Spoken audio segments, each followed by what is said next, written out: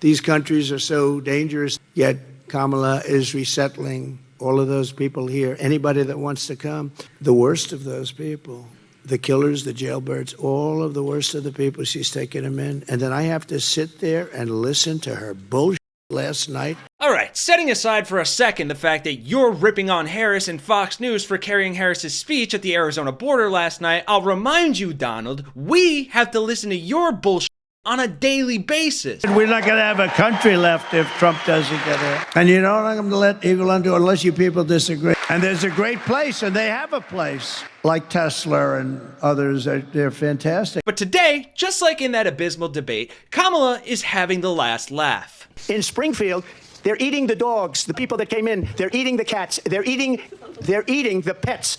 You talk about extreme. Because Vice President Kamala Harris intends to troll Donald Trump tonight by flying a plane with a banner accusing him of ducking a second debate with her while he attends a college football game in Alabama. Trump will be in Tuscaloosa, where the 4th-ranked Alabama Crimson Tide will face 2nd-ranked rival Georgia in a game with SEC and potential college football playoff implications. Meaning that he'll actually get to see what a big crowd size looks like. And I'm going to actually do something really unusual, and I'm going to invite you to attend one of Donald Trump's rallies, because it's a really interesting thing to watch. And what you will also notice is that people start leaving his rallies early out of exhaustion and boredom. I want to explain something. The people that you see leaving, because nobody ever leaves. And when they do, I finish up quick, believe me. What they do is they say, oh, please come up now at the end of my speech. I said, don't do that, because it looks like they're leaving, like your husband who owns this place. But even before this event goes down, Harris was trolling Trump and pissing him off with this brand new campaign ad. Winners never back down from a challenge. Champions know it's anytime, any place. But losers, they whine and waffle and take their ball home. Trump now refusing to debate a second time. He did terribly in the last debate. He's so easily triggered by Kamala Harris. Well, Donald, I do hope you'll reconsider to meet me on the debate stage. If you've got something to say it to my face. I'm Kamala Harris, and I approve this message. And as if that didn't hurt his fragile little ego enough, the real reason he was mad to begin with at his speech today was because his sycophantic faux news network was carrying Kamala Harris's border speech where she absolutely tore Trump to shreds. And who puts it on? Fox News. And they shouldn't be allowed to put it on. It's all lies.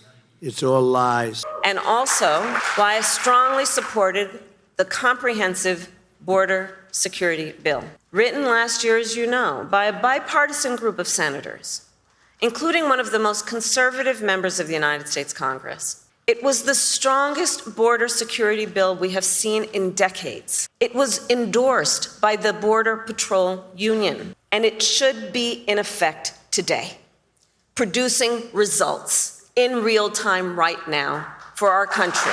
But Donald Trump tanked it. He picked up the phone and called some friends in Congress and said, stop the bill. Because, you see, he prefers to run on a problem instead of fixing a problem. Which is pretty embarrassing, especially when it's not only her saying these things on Fox, but the Republican senators who wrote the damn bill. I know you're not trying to zing your colleagues, but it's your colleagues in your party, sir, who torpedoed this, who didn't get the facts right on what you just outlined was in that measure. They killed it. Ironically, not Democrats. Right. It was, and it was painful to be able to watch it. It got stirred up in all the presidential politics, and several of my colleagues started looking for ways after President Trump said don't fix anything during the presidential election.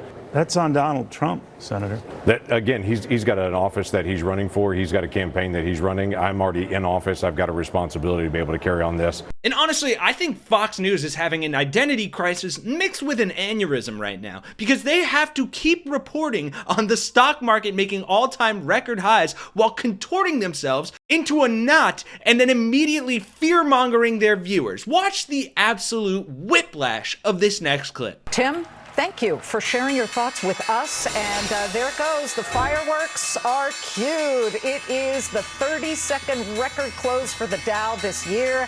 That's going to do it for us. Have a wonderful weekend. Kudlow's. Hello, folks. Welcome to Kudlow. I'm Larry Kudlow.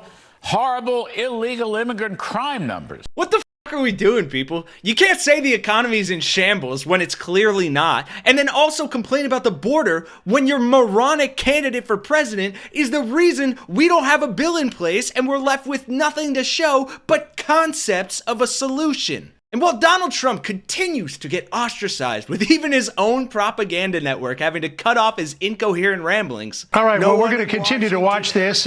We carried this economic speech in its entirety for almost an hour and a half yesterday. I feel like most Republicans right now should be feeling kind of like ostriches themselves, because I don't know how you go out as a Trump supporter anymore without constantly wanting to hide your head in the sand. But somehow, they make it work. Trump!